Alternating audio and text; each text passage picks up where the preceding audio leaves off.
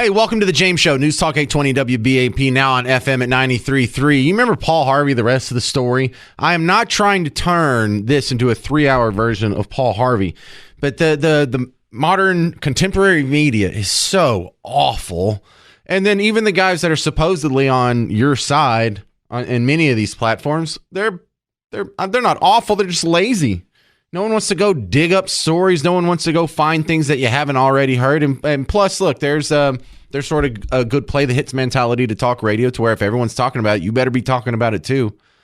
But I think you're interested in some of the stuff that's not being reported on, some of the stuff that falls on the editing room floor in these newsrooms.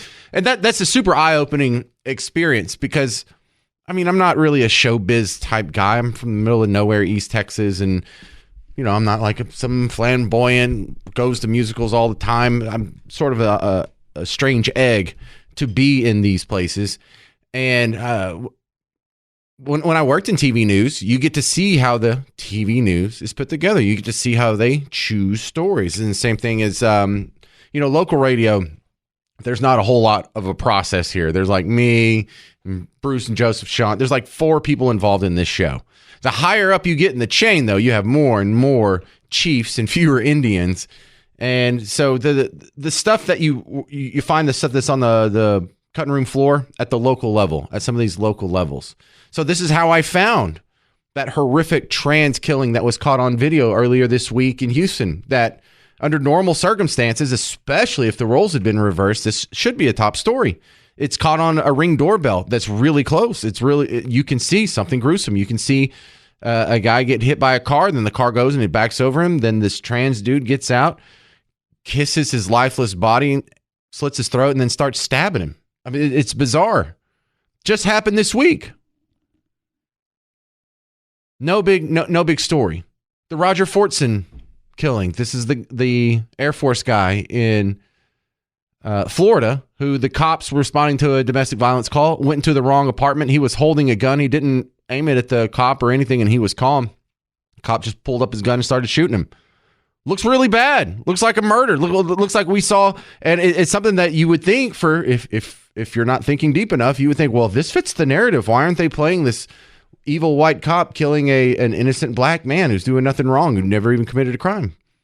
Well, because the narrative isn't about that. They're not concerned about racism. It's all about the narrative. Another big story that I told you about yesterday, Chris Cuomo admitted that he's using ivermectin. And if Chris Cuomo's using it after shaming people, how many of these other people do you think that are on some sort of preventative regimen are using ivermectin? They just don't dare tell anyone about it. But now that he's outside of the bubble, he made the mistake of admitting that he's using it.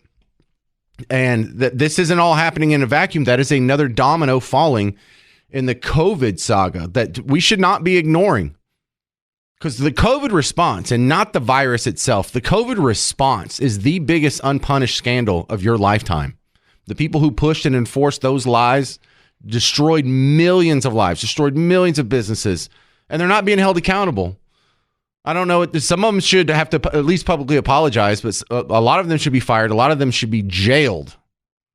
But it's not going to, you would think, hey, man, that's a big story. We should be reporting on that. We have already proven that the vaccine was totally misleading. We've already seen the follow-up studies that shows the lockdown and the masks were absolutely worthless. Shutting schools and churches did nothing. No one cares.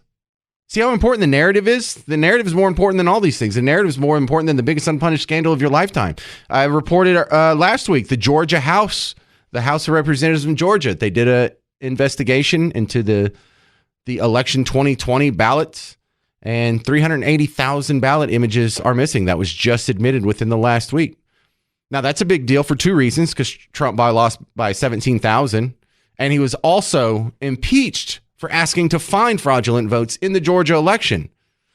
So that means it's quite possible that the 2020 election was a fraud. And the second impeachment was a fraud, because there literally was plenty of votes to be found that would have swayed the election. Or possibly, we don't know, because the images are missing. You think that would be a big story. So what are we ignoring here? We're ignoring the fact that the whole COVID thing, every plank in that thing that was called a conspiracy theory is turning out to be true. Election 2020 was not the most up and up election, and there's some. If you have questions about it, you have right to. We're also learning that the second impeachment, absolute sham. I mean, put on top of that, the first impeachment was about Ukraine.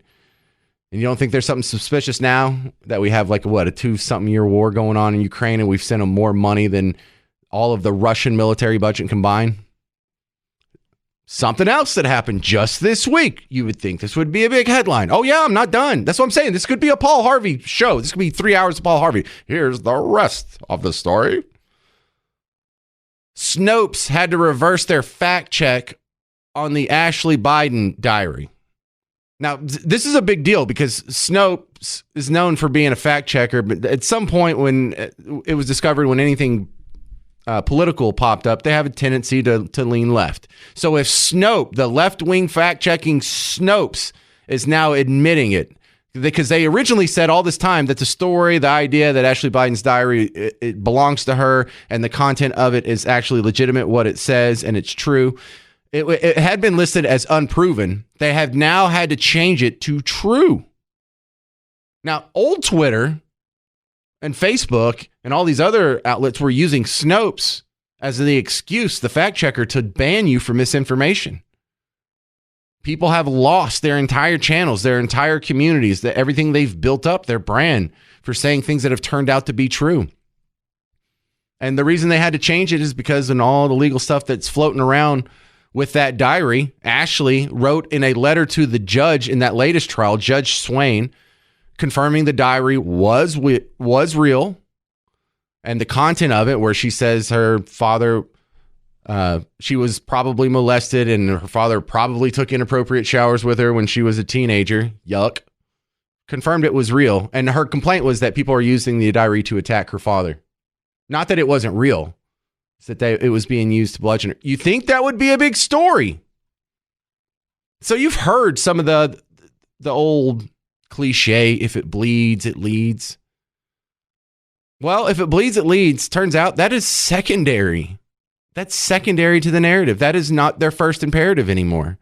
If it bleeds, it leads. If that was true, well, then they would be leading with the trans shooter or the trans killer in Houston. I mean, you see a guy get his throat slit and stabbed repeatedly by some giant dude in a blonde wig.